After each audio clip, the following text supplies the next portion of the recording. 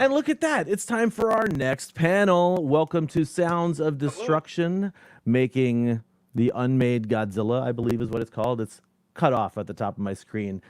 Joining Godzilla me, Unmade. thank you. Joining me to tell us all about this is my good friend Steven Sloss of the Kaijusaurus Podcast. Steven, welcome here to KaijuCon Line. Thank you very much, and thank you for having me. This is a great way to debut the project, and thanks for giving me the opportunity to talk about it. Happy to do so, of course. And of course, let me just go ahead and add our third panelist here. This is Daniel Demana, who is, you'll be hearing from him a lot throughout the panel. I'm going to throw up a good picture of him over there in just a second. Joke's on you, there are no good pictures of me. Nice try, though. It's very fitting. Nice try. It's very fitting for a panel about audio drama that we can only hear Daniel and not see him, because that's right. the same experience you'll get when you hear him in an episode. That's right. That's right. It keeps the illusion real. Now you won't see my face when you hear the voice. Oh, technical difficulties. Gotta love them. Yeah. It All would right. be a convention without one. Yeah, That's you right. know, at least we're doing better than those guys did yesterday with Ultraman Day. Oh boy, that was fun. But we don't need to dwell on anything negative for this. Indeed. We can totally Absolutely not. to have ourselves a good little time here talking about this fan project. Steven, I am so first up, if people are not aware, can we tell a little bit about who you are? I'm thrilled to have you here, and I just want people to know who the Kaijusaurus Podcast is, like what that's all about, and where you are, and what's going on with you right now. Yeah, sure thing. So I've been a Godzilla fan for about 20 years now. As you can tell by the accent, maybe I'm not from America. And about 5 years ago, a good friend of mine, Ross Menzies, or Mingus, if you're Scottish, came to me and said, look, do you want to do a podcast where you show me every Godzilla film, we'll watch them together, and we'll talk about them? And I was just like, sure, if you want to commit to that, sure. And we did. So the crux of the Kaijusaurus Podcast spun off from my old Tumblr blog, Kaijusaurus, was a lifelong fan and a newbie watch and review all the Godzilla films together. And we did it, well, not every single one. We kept it at Shin Godzilla for various reasons, but, we don't need to dwell on that. But, we did that. Afterwards, we looked for some new projects to do. We were both really into doing audio because it's a lot less work. Sometimes it's a lot less work. I, myself, I'm a big fan of audio drama and radio drama. I think it's a really interesting medium for telling stories, especially since it's non-visual. I'm a big fan of the production company Big Finish, for example, who do a lot of licensed property audio dramas like Doctor Who and Torchwood, etc., etc. So earlier this year, after 2 years in production, Ross and I released a feature-length radio play, and I mean feature-length. It's an hour and 40, called The Loathsome Lambton Worm, and it's a sequel to the original Wicker Man, based on a treatment, I should say, by the writer of the movie. After that, once the current pandemic situation became as stark as it was, or is, I should say, I realized that it was sort of I don't want to sound like I took advantage of the situation, but it was a good opportunity to create some more sort of micro radio drama or audio drama. And I'd wanted to do something audible, kaiju related for a while. Because obviously kaiju films are essentially a visual experience, and I think a lot of people think of them exclusively that way, but I mean, there's nothing else on Earth that sounds like a classic Toho special effects movie. Not even just the music, I mean. I'm talking these sound effects, the explosions, the maser rays, the building collapses, earthquakes. There's nothing on Earth, nothing else that sounds the way an old Toho special effects film does. And that's what got me thinking, like, first of all, it'd be a great challenge to try and tell some non-visual narrative kaiju fiction, and just to have it play out entirely in your ears, using all this familiar music and sound effects. So that's basically how Godzilla Unmade was born. The idea was, I can take a couple of ideas for unproduced Godzilla films. I can contact a few of my friends in the fandom, see if they're interested in adapting them with me. And we did, and they're done. That was only about 3 months ago, I think, near the start of lockdown. And so, yeah, we've got 3 full cast audio drama shorts based on unproduced Toho Godzilla treatments. And those are Godzilla versus the Last Gargantua, which was mine. I wrote that based on an idea by Henry Lee Saperstein. Raphael Coronelli has written Godzilla versus Hedra 2, based on Yoshimi Tsubano's idea for a Hedra sequel back in the 70s. And Daphne Sharp has written Bride of Godzilla, which is based on a 1956 treatment, I believe.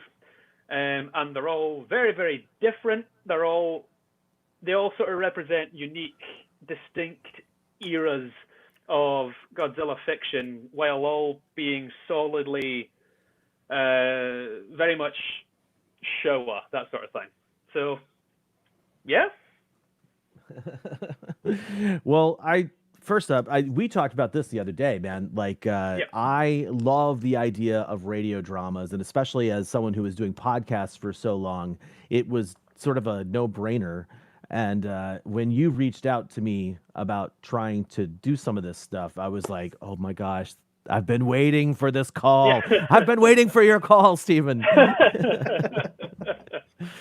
Well, yeah, it's interesting because it's, like I said, I think a lot of people think of the kaiju genre as a visual experience, whether that be movies, TV, comic books, for example. And there's not really a lot in the way of audio content. I mean, there's obviously there's a lot of Toho drama adaptations of their special effects films that I'm not totally familiar with. But in terms of English-speaking material, there's just those 2 really odd, obscure 1970s Godzilla radio dramas produced by some tiny rinky-dink company in the US somewhere. But yeah, I thought this was a good opportunity it was a good opportunity to make the best of bad circumstances and to create something by fans for fans. And that's why we put out casting calls on Twitter, Facebook, etc., through Kaiju channels. Everyone who performs in these episodes is a Kaiju fan. They're on the level. They know what we're going for. And it's especially good that they know what we're going for, because I was very much hoping for the performers, and I asked this of them, to try and emulate old dub performances, especially a lot of the ones that I grew up with as a kid. I grew up with a lot of internationally produced dubs, so I really was keen to have that.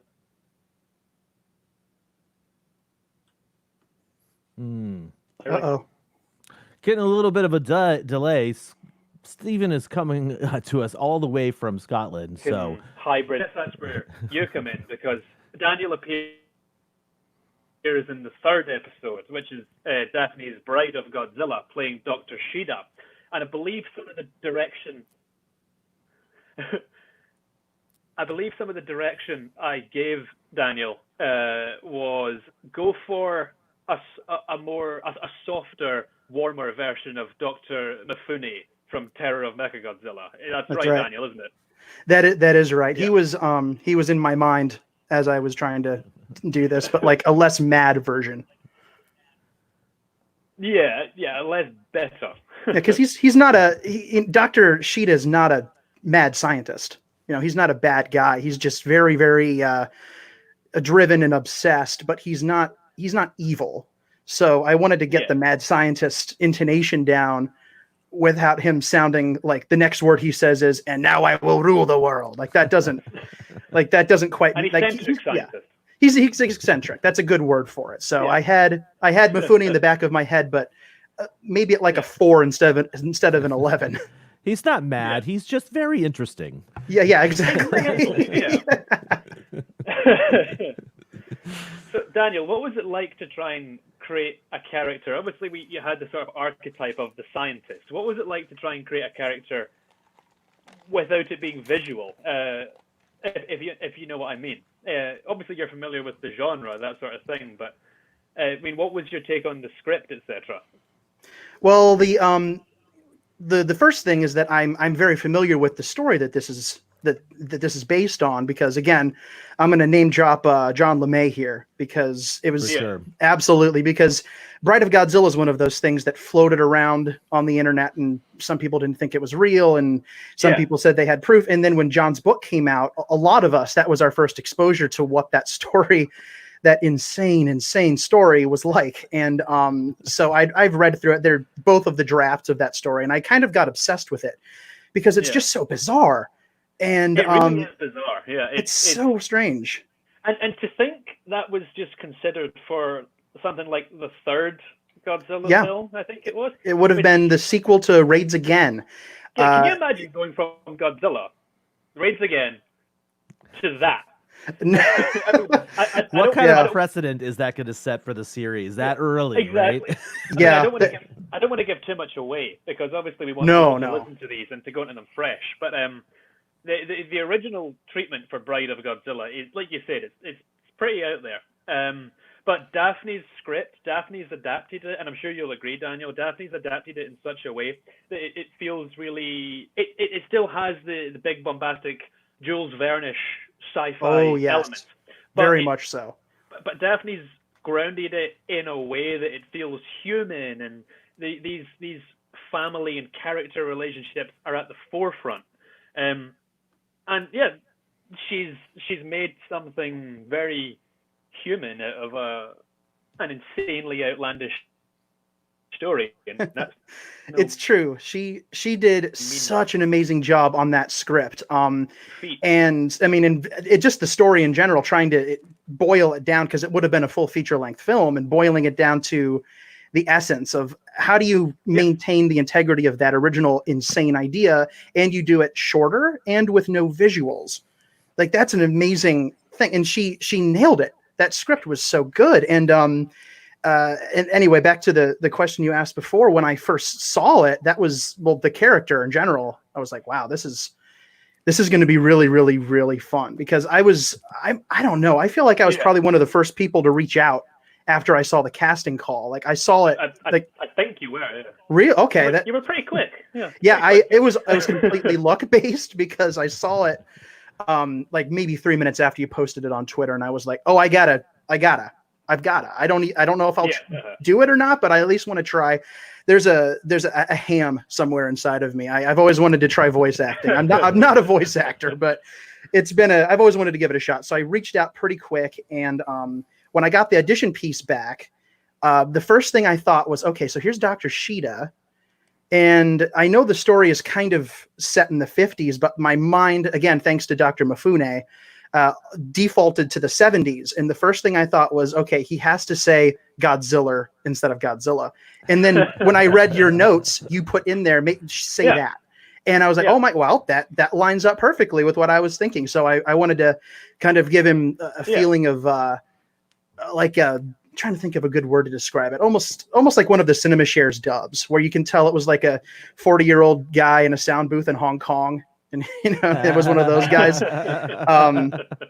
And he was trying to sound older than he was potentially, and give it kind of the gravelly, deeper voice. And, but again, not evil. And he would say things like Godzilla and robot instead of robot. And again, the big thing that I took from just the paragraph or two that I read was, he's not insane. He's not evil. He might be a touch mad, but he's not evil mad. So what I wanted to do was I wanted to approach the character from the point of him, again, not being evil, but just very, very excited and very, very driven. And he's one of those guys that believes every word that comes out of his mouth. So every crazy theory he puts forth, that's got to be the right thing. Sincere. That's right. Yeah. That's right. Like that monster fits into this ecosystem and all of that stuff. Like he just knows. Just like sincere. That's kind of because he's very, very excited, almost like a big kid. Yeah, that's the essence of the character, exactly. But it's interesting, Daniel, you mentioned, the script being boiled right down. I mean, like I've said before, these are shorts. These aren't going to be feature length. So it's writing it and writing mine and Raphael and Daphne writing their script as well. It was all about how to really condense the essence of a good kaiju movie down to a pretty short script, because these are going to end up around between 15 and 20 minutes a piece, I think. And it was, in a way, boil it down to a fraction of a feature length and no visuals. So how do you tell the story and it's clear what's happening without you seeing it and without people saying, oh, look, Godzilla is fighting the monster now and he's defeated it. Wasn't that interesting, folks? Wish you could have seen it. I hope we've pulled that here shortly. Just based on the script that I read, because again, like it sounds like you nailed it. Yeah, like really, really did good on it. Like the boiling it down to the essentials. Well, thank you, and I'm a little bit biased, but I think, I'm slightly biased, but I think we've all done a pretty good job. I'm very pleased with them, and Raphael and Daphne's scripts are great. Like I said, Raphael's script is Godzilla vs. Hedorah 2, and it's a direct. Let's think of it as like a what if, an alternate sequel. If Godzilla vs. Gigan had never been made and Godzilla vs. Hedorah 2 got made instead.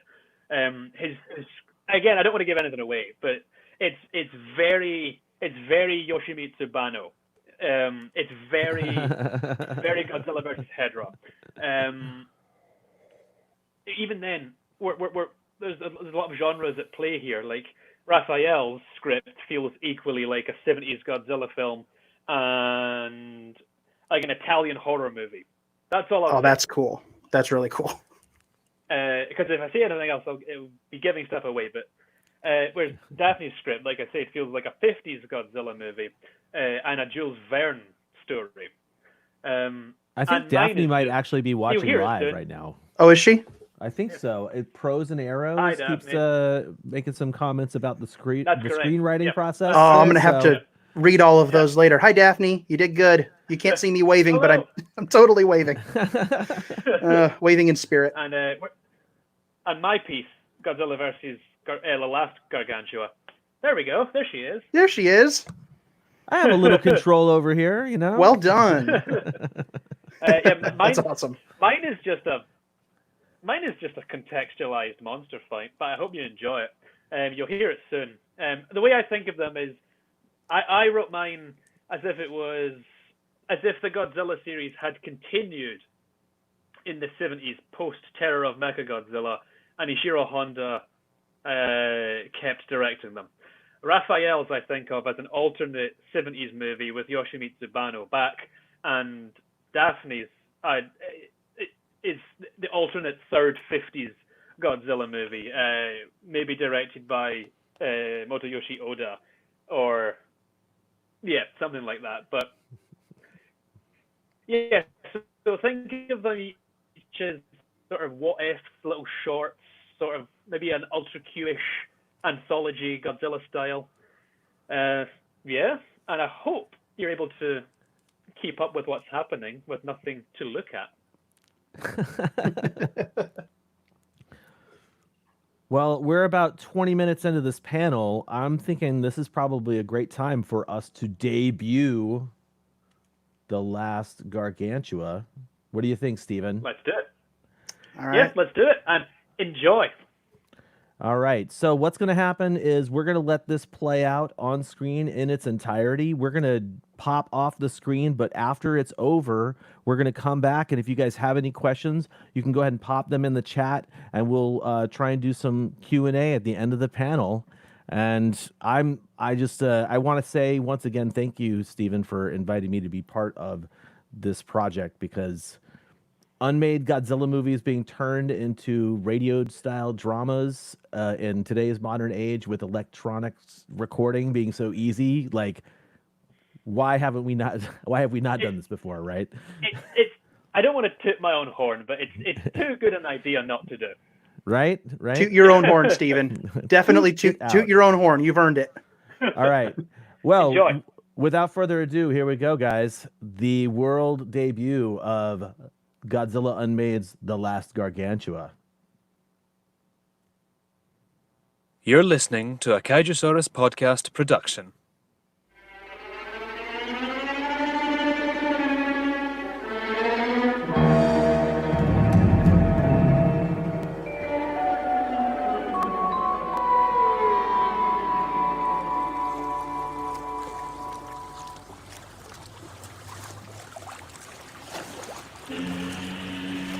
The year is unimportant. The location, however, is an altogether more urgent matter. Tokyo Bay, a bustling yet serene urban cove, one that connects Tokyo to the Yokohama and Chiba prefectures, as well as the wider Pacific. Today, however, Tokyo Bay connects only the old world to the new. The water harbors a darkness the citizens of this city would sooner forget. What they will receive today instead is a reminder of man's meddling with Mother Nature and its awesome, terrible consequences.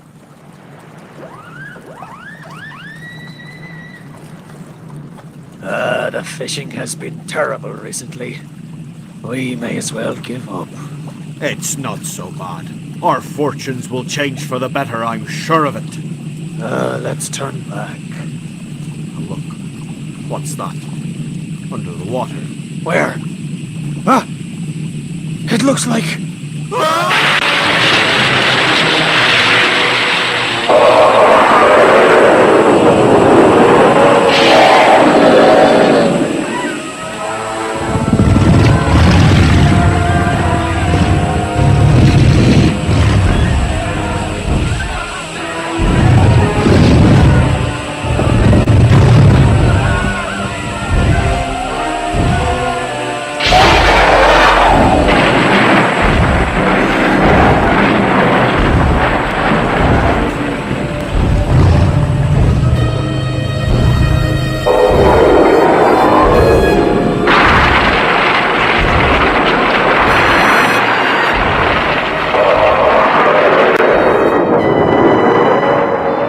Attention everyone, this is an emergency broadcast.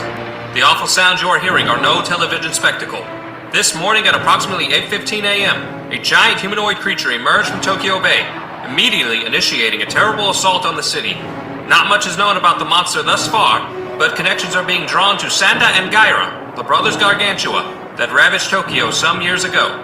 The creature is similar in appearance, but appears red in color, with thick, ragged hair. It also seems to be of an abnormal temperature, emitting steam as it paves its path of destruction. The self-defense forces have been deployed, and experts are now arriving to consult on how best to deal with this terrible new menace.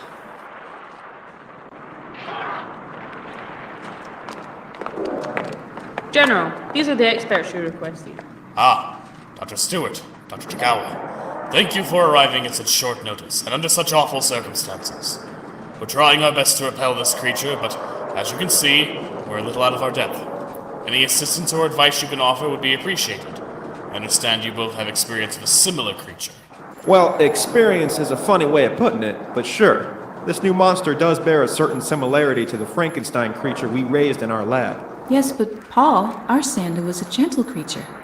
He only became violent when provoked by his brother Gaira or in self-defense. You're right, Akemi. This new monster is much closer in nature to Gaira, the Green Frankenstein. He and Sanda battled in Tokyo and both perished in a volcanic explosion in Tokyo Bay. Of course, but you're suggesting this new Frankenstein is somehow related to the green and brown ones. How can that be when they are both dead? Sanda and Gyra both displayed extreme regenerative capabilities. We theorized that it would be entirely possible that, even if destroyed, they could fully reconstitute their physical selves from as little as a single surviving cell. If we're correct, it's entirely possible some cells survived the eruption in Tokyo Bay, and that's what we're dealing with now. The third Frankenstein sibling, born of Sanda, Gyra, and the volcano that consumed them both. Akemi is right. Look closely at this new Gargantua's red skin. The way steam rises from it. It's clearly come from an extremely hot environment, and its body is adapted as such. On dry land and in Tokyo's humidity, it's out of its natural habitat. That could be exploitable. We may be able to overcome it by overheating and exhausting it, somehow. What do you suggest in that case? When Gyra attacked, maser cannons managed to severely wound him. Only Santa's interference saved him. If you concentrate your fire, it may be enough to overheat and repel this new monster. Listen to Akemi. You must deploy a maser division. In the meantime, we'll see what else we can come up with. Very well. Thank you, doctors. This is headquarters. Stand by for maser divisions to roll out immediately.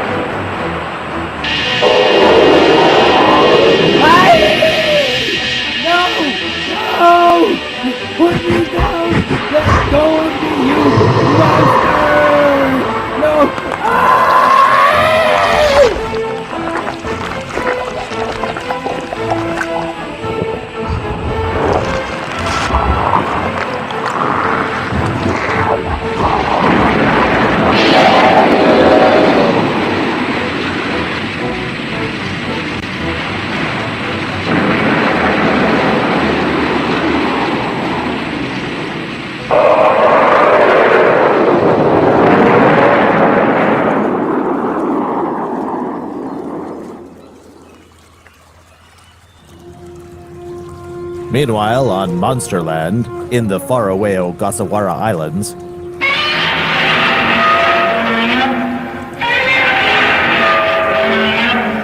Godzilla, the most powerful of Earth's monsters, senses something is wrong, and soon begins his journey to set things right.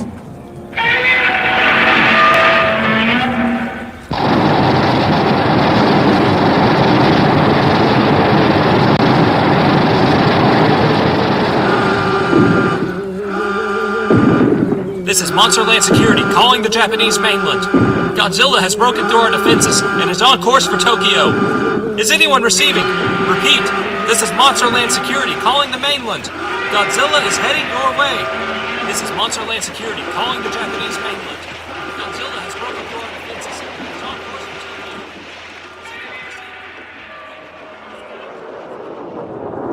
Tokyo. Well, doctors, that was our last Mesa division. Do you have any other suggestions to offer? I'm afraid we are getting desperate. I can see why. The creature's behavior is distressing, to say the least. During the battle, Akemi and I noticed that, like its predecessor Gyra, this new monster is a man-eater. Not only that, it seemed to take perverse pleasure in toying with its prey, like a troubled child playing with dolls. It worries me. Yes, it indicates a level of intelligence perhaps even greater than that of Sanda and Gyra. This is a new breed of Frankenstein monster, not only driven by hunger and instinct, but sadistic intent, too. Yogara is something none of us are equipped to deal with. Yogara? Yes, Yogara. A creature born of man's arrogance, fueled by fire and lava, and consumed with hate. Yogara, the third Gargantua. I wonder if there's anything on Earth that could defeat it now.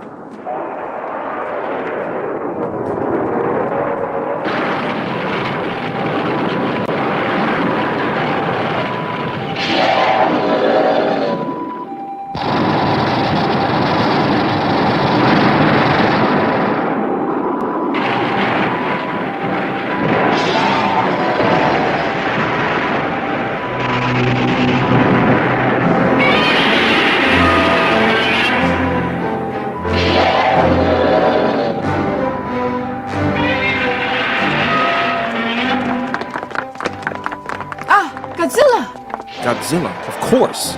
He may just be enough to defeat Yogara. Both of you, hurry and evacuate quickly. My soldiers and I will assist Godzilla. Thank you for everything. Now go. Thank you, General, and good luck. Let's go, Akemi.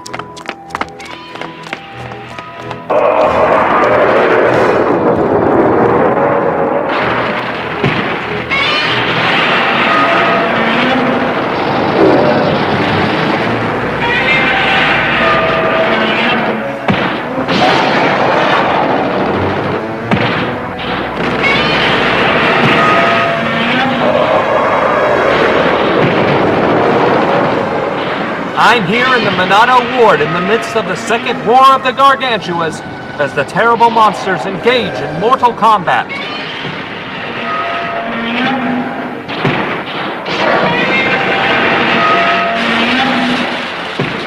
Who will triumph? Only time will tell. The red Frankenstein creature, named Yogara, is quicker and more agile. But Godzilla is strong and resilient as ever. Come on, Godzilla! You can do it!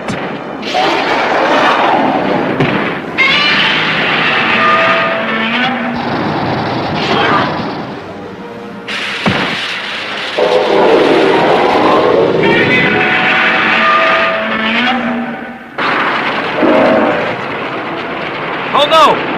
Tokyo Tower! It's falling! The symbol of our once proud city, reduced to rubble and debris. Ah, what's this now? Yogara has removed the antenna from the tower's radio mast and... oh dear God! Yogara is now stabbing Godzilla with it. This is almost too much to watch. Yogara is relentless in his assault. Come on, Godzilla, get up! You can do it!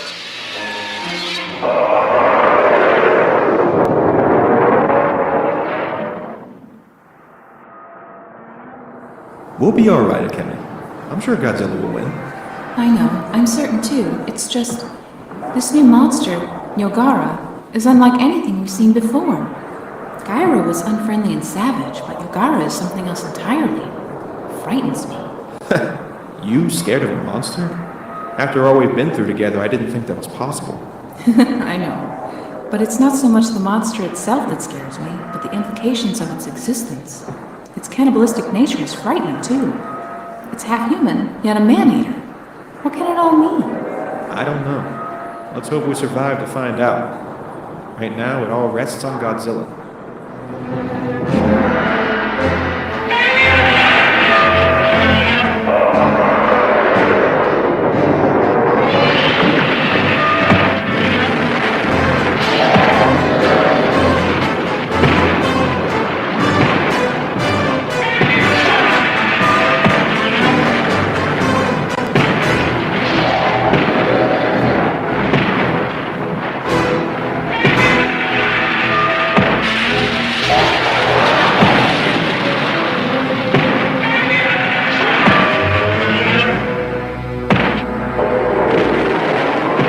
Still alive as these two great monsters continue their terrible dance of death.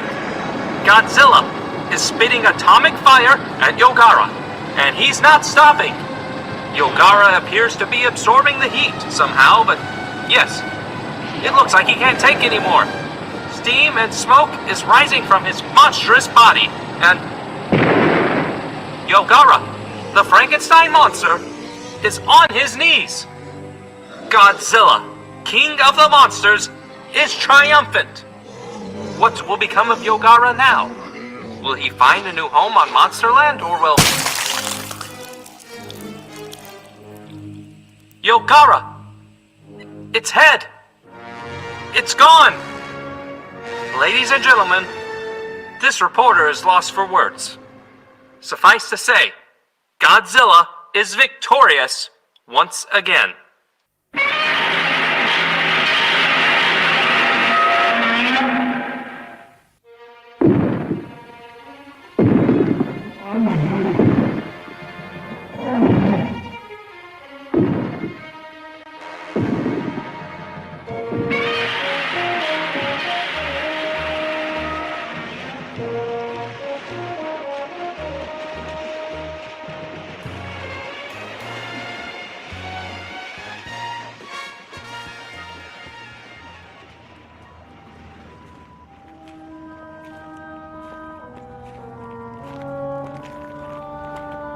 You know, Akemi, Yogara's genetic makeup really is something. It's so precise. The hereditary combinations of human and Frankenstein DNA is perfect. You almost sound like you admire it. Well, in a way, I do. It's a perfectly engineered biological weapon. Engineered? You mean you think it's man-made? I don't know. Maybe. After all, history's greatest monsters always are. Either way, Yogara may have been the last Gargantua, but he was also the first of something new. A partially human giant that feeds on its own kind. Not a Frankenstein, a Gargantua, or even a monster like Godzilla. No. In the truest sense of the word, Yogara was a titan. The first titan.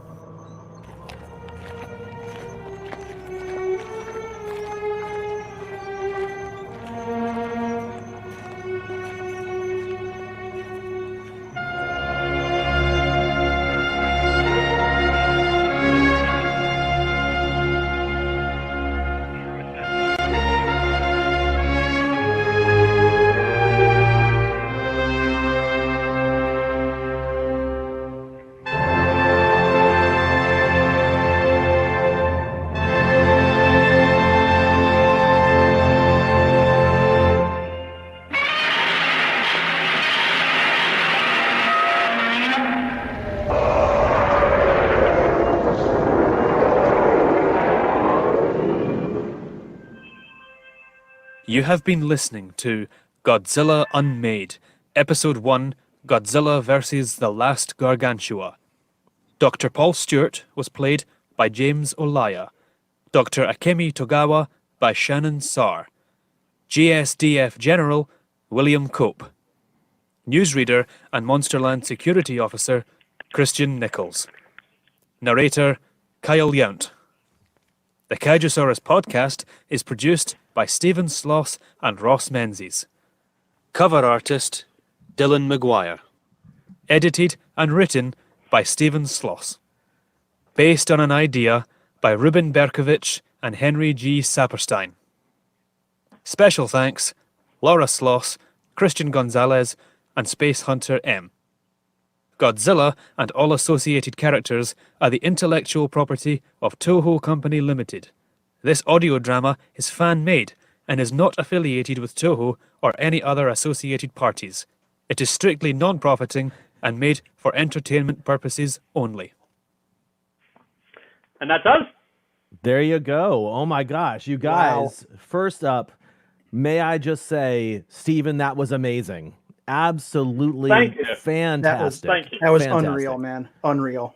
And just before we dive into anything else, the chat room, the people watching live seem to be really enjoying it. Yep.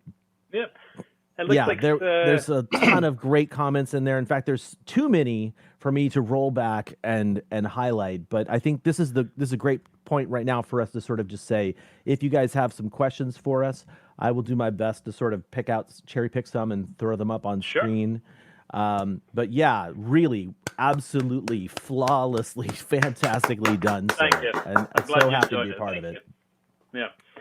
Yeah, it looks like people in the chat were enjoying it. It looks like some minds were blown, just like Yogara's.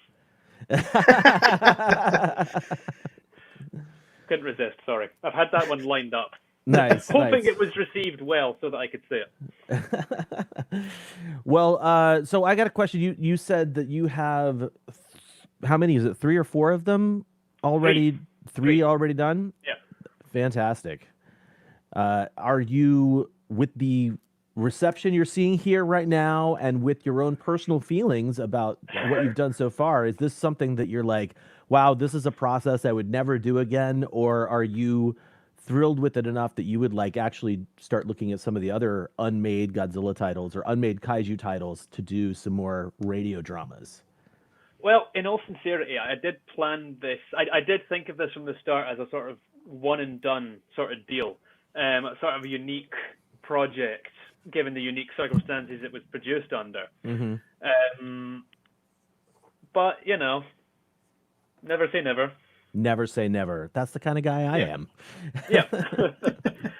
One thing I would say is if I was to do another round or series or batch of these, whatever, I would definitely give myself less work because I have to stop coming up with projects and then writing, directing, editing them all myself.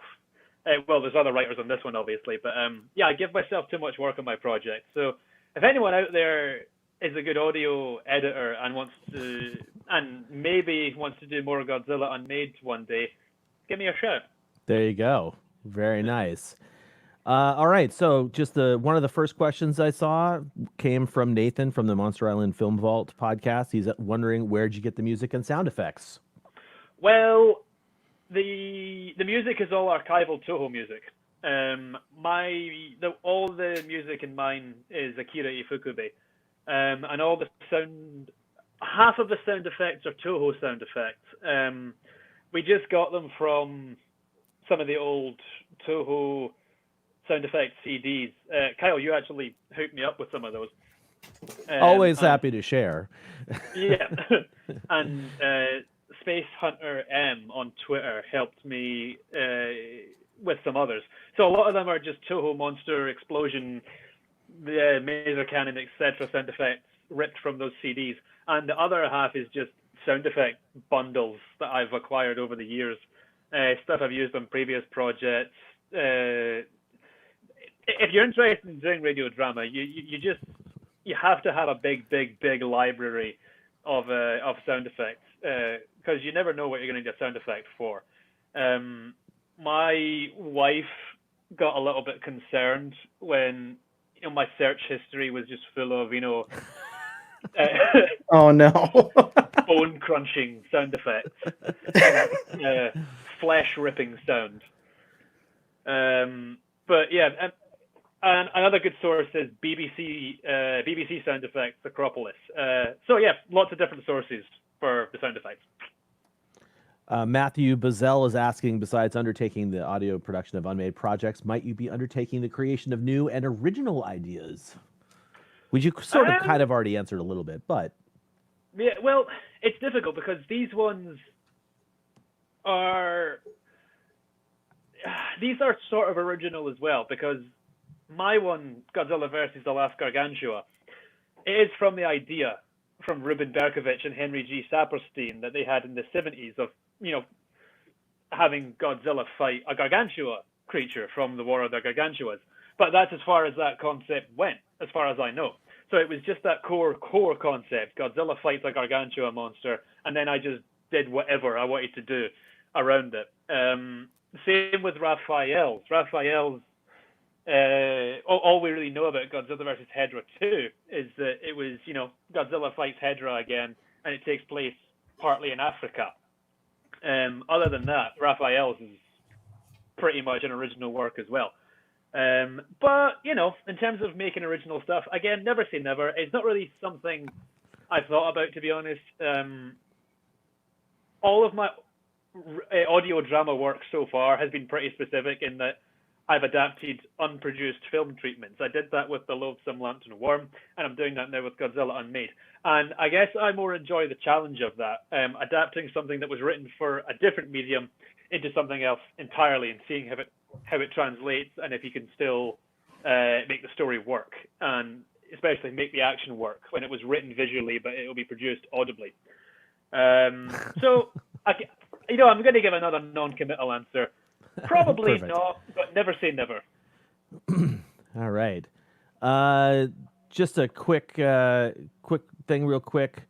Carl was asking where these will be available. Very good question, because I probably should have said that at the very start. So, Last Gargantua, which you just heard, will be live on YouTube and all good podcast platforms, as I like to say, in about 15 minutes. So these will all be available on the Kaijusaurus Podcast channels. And if you haven't subscribed to the Kaijusaurus Podcast across YouTube, SoundCloud, or wherever you get your podcasts, why not? Because it's full of great content, and you get lots and lots and lots of episodes of Ross and I discussing Godzilla and Kaiju films, and that's where the rest of Godzilla Unmade will be. So subscribe to the Kaijusaurus Podcast wherever you get your podcasts. Last Gargantua will be up there soon. And then Godzilla vs. Hedorah 2 will be up next week, and then Bride of Godzilla after that. Probably the next 2 Fridays, those 2 will be up. Next 2 Fridays or next 2 Saturdays. But yeah, Kaijusaurus Podcast, that's where you want to subscribe, because that's where they will be. Fantastic. Let's see, what else? We got Jotaro Shuns asks, how did you come up with the idea for Yogara? Well, to get into spoiler territory here, yes, that was an Attack on Titan reference at the end. Specifically, the Shinji Higuchi directed live-action ones, because they're sick as hell and the only good things associated with that franchise.